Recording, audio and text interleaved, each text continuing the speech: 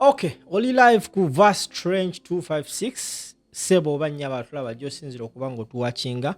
Kindly request you okusubscribinga ate n'otappinga notification bell such that bwe tuba nga tuze live oba nga tutaddeyo video obeera nga otegeezebwa nti tuyingidewo. Honorable Muhammad Muwanga Kivumbi na buli kati akyatemeza amabega wa mitayimbwa oluvannyuma lwa Sseto muggulako omusango gw'obutujju. Bannamateeka bangi bavuddeyo babeesowoddeyo okwagala okuyamba okumulwanirira oba oliawo abeerenga obulamu bwe abudda mu nnomo. Honorable Muwanga Kivumbi nga ye mubaka wa Butambala County nga yeesimbawo era ku kifo kino ku kkaadi ya National Unity Platform teyasobola kubanga alangirirwa ng'omuwanguzi oluvannyuma lw'alangirira okulangirira eyali avuganya naye amanyikibwa nga Mukiibi nga omuwanguzi. Ensasage yagwa mu maka ge omwali okutibwa kw'abantu abasoma mu 10 nga bakubwa amasasi ye yamuviirako enjego eno lwaki ali mu kkomera. Nawo omu ku bannamateeka mu Uganda amanyikibwa nga Nsereko Muhammad avuddeyo n'ayogera ku musango gwa Muwanga Kivumbi. Muwanga Kivumbi omusango gwaliko gwa naggomola nnono munene nnyo era kusaba kwennyini. Omu ku balooya abasoboddeyo okubanga bamuwolereza kuwabaddeko atwalabyeko Medal Lubega Segona, twalabyeko Asumani basalirwa, twalabyeko ne Mathias Mpuuga tunaamujjukira nti musango gwa Segirinya Muhammad ne Alan Sewanyana yavaayo n'ategeeza eggwanga nti kwali kuteesa kwe ne gavumenti okulaba nga bata abakulu aba babiri abaffe twebuuza. Ogwo omusango ekitono nnyo ne bw'anaasaba speed trial bajja guwuliriza okumala emyaka nga 8. Bwe bamuvuga bwe bamuzza, bwe bamuvuga bwe bamuzza, bwe bamuvuga bwe bamuzza. Otandika abazze okulaba bali 10 gye guwunzikira emyaka 2 we giggwerako nga bajja 3, 1, 6, 2 bwe batyo. Naye ng'ate Besigye teyamalayo emyaka egyo nga ne bamussaako emisango bw'egito. Akyaliyo. Ngamba luli mu kusooka olwe bamuteerako egyo emisango bamuteerako n'egguli ogwaki. Anti kati Besigye yali presidential candidate. Ono si presidential candidate. Okitegeera. Kati Besigye's international attraction nene nnyo okusinga ya Honorable Muwanga Kivumbi. Kati for example kutebasobola kuteeka ku Bobi Wine impossible. Era Bobi Wine bwana bamufunye kumuzza waka and etc. Kumufuna kumuzza waka etc. Ne bano ba lieutenant sibe. Eyo file gye wawulidde and others still at large. Kitegeeza buli omu bamugana muli ennyama twakuwulidde nga nedda tie kubanga ebeegaziwa others still at large kasita owuliranga nga bagaseremba and others still at large kitegeeza gwe basanga gwe basaako nga bwe bakyanoonyereza.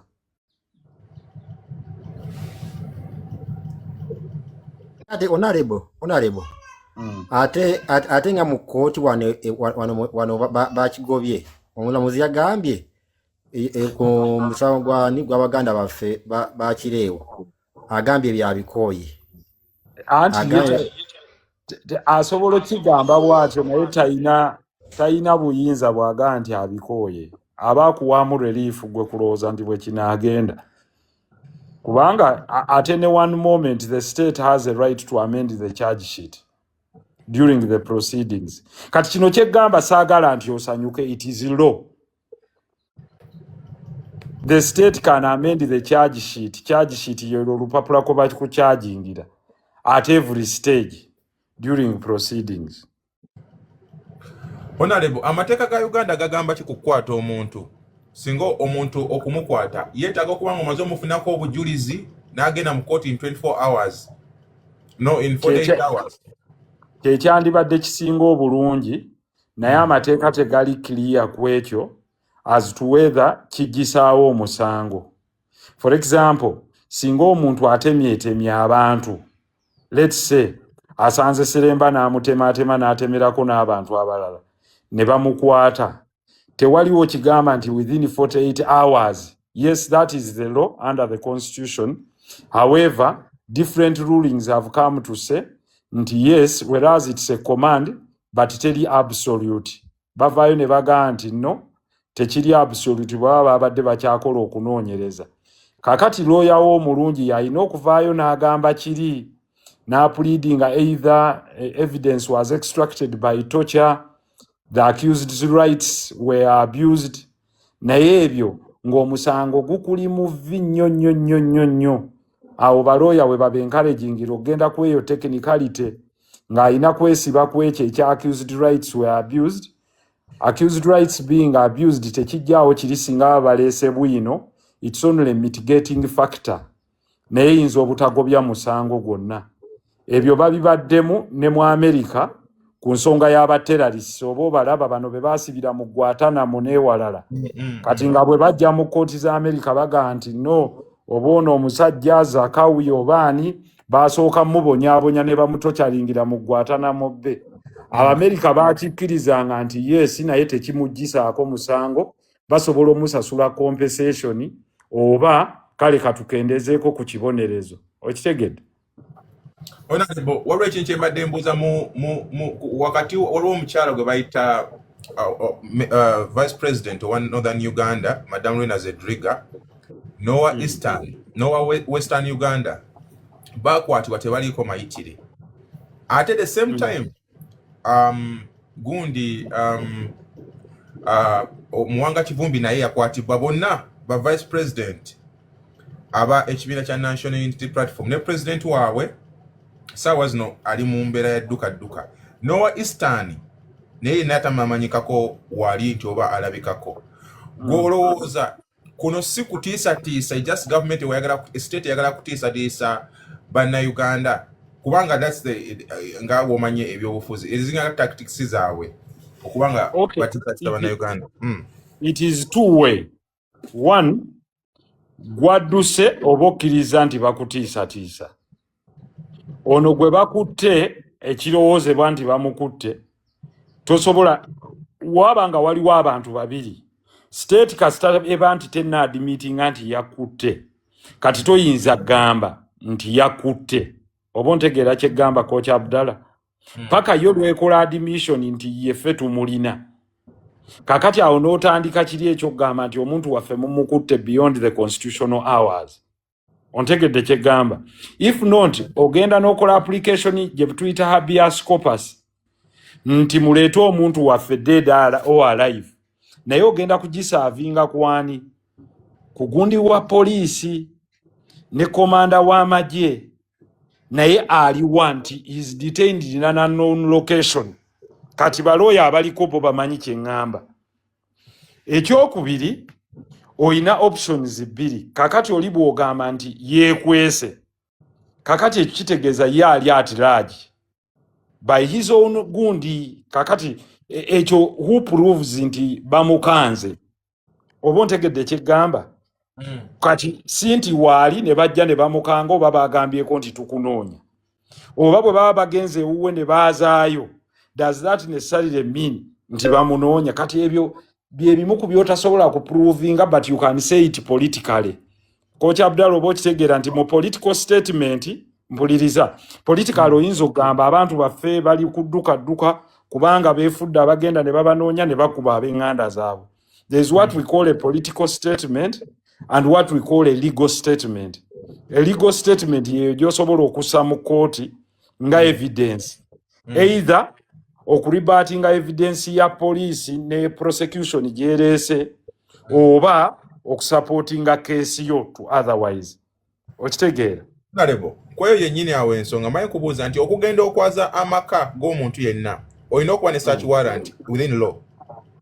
Not necessarily bwe kyandibadde ekirungi but bwe bagamba nti omusajja ava kutema abantu awo ali wali asula wali ng'atooga nti tugende tunoonye search warrant oba ababbye babbidde wano sooka ompulirize. Kati poliisi erina kusooka genda mu kkooti okuleeta embwa yaayo. Coach Abdallah ontegedde awo? Nkutegedde naye tukitunuulize ku Kyagulanyi mu maka ge kubanga but anti nkuwa kiririgo saagala kwexcitinga. Ontegedde kyegambye nti bagambye nti ababbye ku kyalo bazze kuno ne babba TV. Does the police have to go necessarily while carrying out its investigations? Erina kusooka genda neefuna search warrant okusaakinga enjuuyo. kakati ejja kujja ekugambe nkuwa kati ekiri mateeka mu prosecutor kyajja okugamba nti twabadde tukyakalinga out investigations kati mu investigations search warrant you might not necessarily apply for it. What is the law say? Anti law bwegamba nti during investigations police esobola okukozesa buli kimu in order to extract information. Kyekiri abantu kye baali baga nti poliisi lwaki ejja buzi n'ekwata muntu teyinza kumusamoninga okitegedde nti ne bawandiikira Coach Abdallah yitako ku poliisi ku ssaawa 8. Honorable, waliwo agambye wano nti olinganga ali mu kumanipulatinga. Is that true? Yes. Because Anti kati omanyi saaga ombuuza biririgo sikuwa opinion yange ogitwale nkuwa opinion yange because it's best okujjako nga yasobola okujja ne section ye challenge nga kyeŋŋambye so that tetudda mu mboozi because ombuuziza ligale. Honorable. Yes please. Ogambye poliisi okugenda maka g'omuntu emukebere nga talina warrant. Is it illegal or legally? It is antuwulira, it is both ways. Kakati mulimu ebintu bye tuyita mulo. Oh papa kyekikulu. You're not a practicing lawyer. Gwe leetayo lawyer akyalenge ng'ekyegamba. Mwagala tumale bakubira bipapula byaffe ku mmeeza mulyoke mumanye. Teremba kakati oli adaabuuza abadde alimu ensa.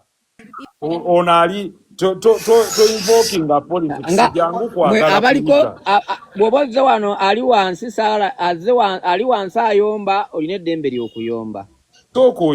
Kana akaseera ke tulimu tetuli mugundi oba wayidde oba walidde oba wanyampi oba walya oba twakumanya eziye ensonga. Nze naawe gwe baamanya ne gwe bataamanya kye tulimu essaawa zino ffena tulimu kyekimu baatubbye tuli mu kukaaba tuli mu kwetegereza kye tuyinza okukola tiri mu ezo mbeera kati ssaawa zino. Ayogera mbedde mu kalulu n'enkabeeramu ebbanga. Mugambye it is two way. It is good practice for police to come with a search warrant before searching your house or your premises.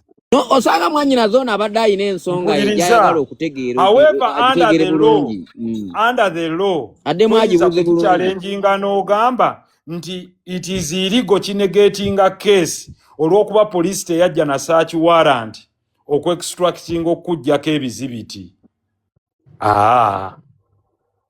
Kubanga what supports the law is precedents that have been decided emisango emirala egyasalwawo Supreme Court nti misango egyayita okuviira ddala in the 80s 90s the courts ruled nti police esobola okujjewo with or without a search warrant.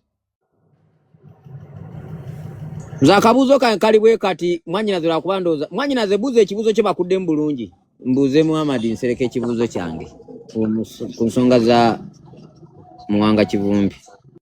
Sina kibuuzo kyengenda kwongerako kubuuza wabula amalirize byayogera. Kati atuna ansanze wano. Andi kati sigwa oda sigwajiwa wano mwanyinaze sibyagala tegedde sibyagala nanze serenda. Febe mwatuvuma dane tukiriza nti mutuvumidde ebbanga. Muhammad nsereko honorable ekibuuzo kye alindako katoka weesa alindako katu lindako obuzibu nanye omusajja nja kujjako kye kituufu kati kujja naye wano lozeewo olumu w'amateeka kati mbuuza ekibuuzo wangi genda maaso mbeera n'empisa honorable Muwanga Kivumbi ebyamutuuseeko wabiraba bulungi nnyo mu comments ba lawyers aba practicing abagamba whether bo bakitegedde kakati kyovola abantu baffe abasinga ajja ne emotions but courts don't run on emotions. Courts run based on the law and evidence. Naddala mu criminal okusinga you can't come n'okaabirira omulamuzi omusajja abadde tampa na mmere waka omulamuzi aga okay sooka osangula amaziga nti naye obadde ozze kuwaaba ki kuba omusango gw'oloopa gwa assault. Kakati abamu ku bannaffe ajja ne kiri kooti wali obalabye ebyo bikola mu kooti zero obitegeera kale nze ng'oggyeko okubanga yankubye oluyi abaana ewaka abadde tabagulira na mmere kakati ate eno conventional court ekuwa buwi Katambala ne gamba amasoko osangula amaziga ntiye naye twagala bujulizi nga kuba. Nze ensonga gye njagala okubuuza musango gwa Muwanga Kivumbi wakiraba bulungi nnyo amasasi gavugira wakaawe era n'abantu bafiira mu garaji ye okusinziira ku ba lawyers nalabye ku muganda affe ono we wa Yusufu Nsibambi be basobola okutuuka ewaka wa Muwanga Kivumbi. Bo bano abakwata abantu ne babasiba oba ne babaggalira ne babateekako emisango nga gye bagudde ku Muwanga Kivumbi. Tebakola kunoonyereza kumala nti omuntu gwe tuteekako gino emisango yalumbiddwa wakaawe bana baba akoze effujjo ne batta abantu bano. Bo tuli balaba kodi nga bavunaaniddwa amateeka ga Uganda atukize nti Uganda amateeka tegakyakola constitution ya Uganda mu mateeka yayonooneka. Kati Seremba kankuwe amateeka abantu bakola kye basanze olw'obuyinza bwabwe. Even regardless nti nyinza okuba ebimusikanya na Honorable Muwanga Kivumbi. Naye kati olina okumanya nti buli wabaawo okufa ate n'olaba nga head of state akyogeddeko kitegeeza bino bibiri njagala okiyige nti state ye erina okunoonya engeri gy'ekivaamu.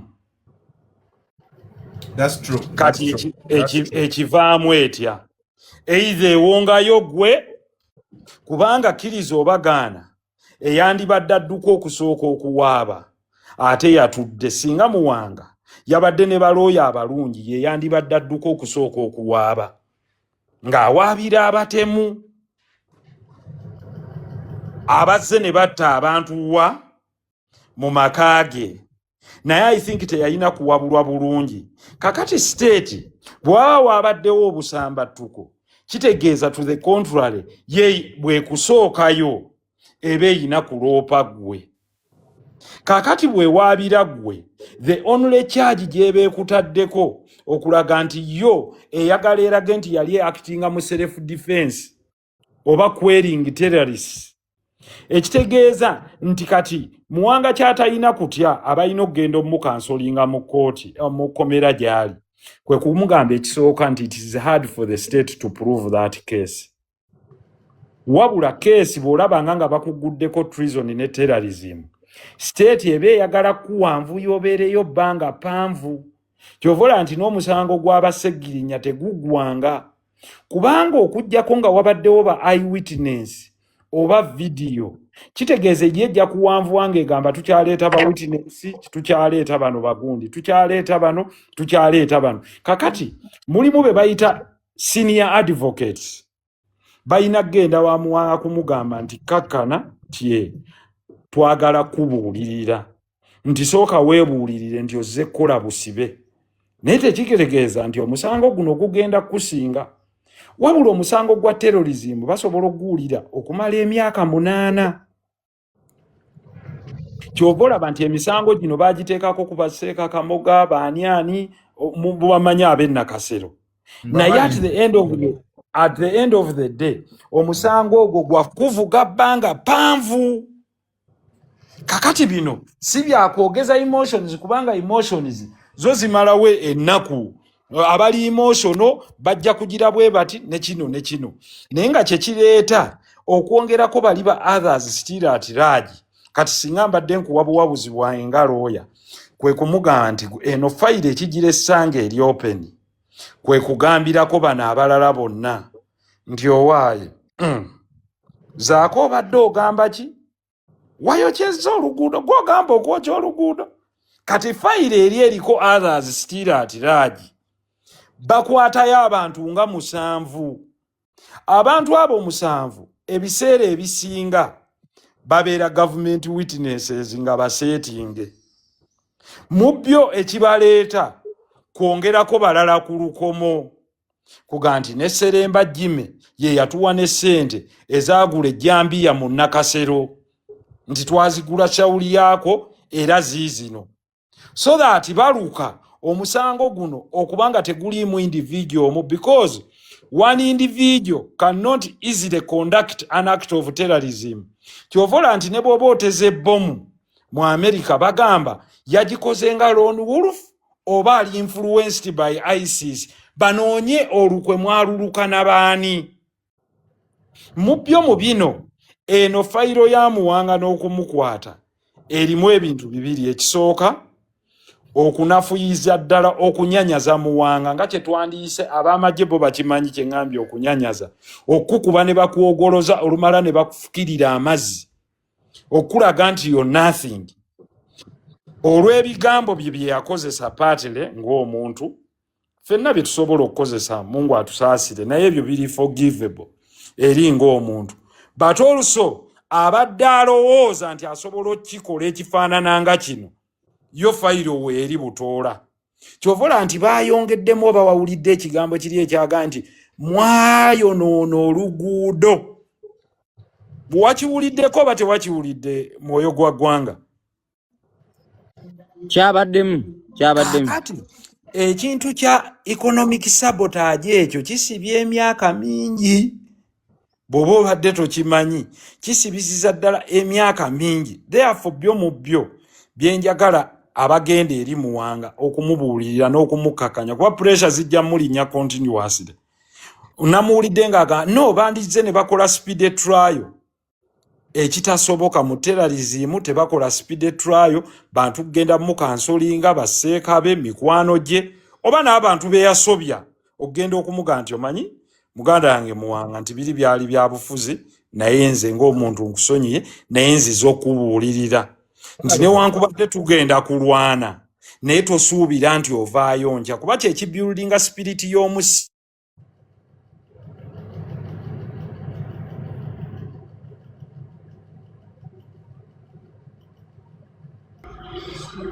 Muwanga wange nga tabbu yagudde bannange. Mukama Honorable twesabire. Ndozoba network. Twesabire. Waliwo ekintu kyabadde Network ayogera. mugenze ko twesabire.